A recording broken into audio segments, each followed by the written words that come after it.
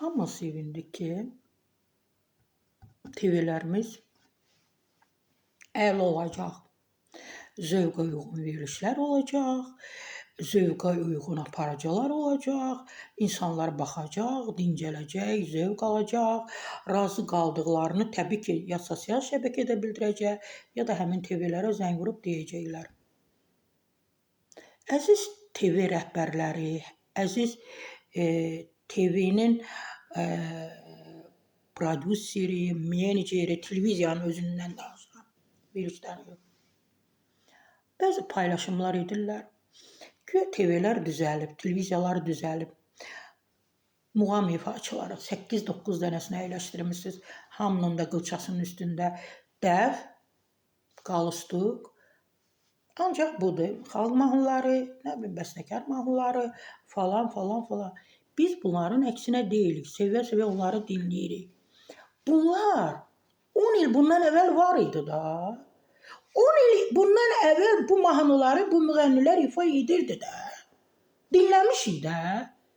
İnsanların zövquna uyğun verilişlər edin.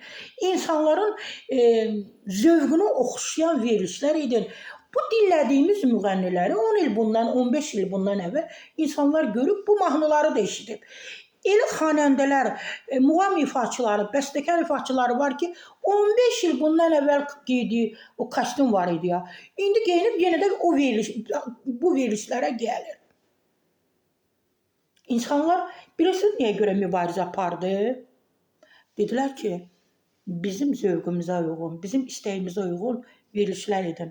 Demədilər ki, 10 xanəndəni, 10 muğam ifaçısını, hamının da 60-dan 70-dən çox yaşı var, dəvət edib əyləşdirmişsiniz orada.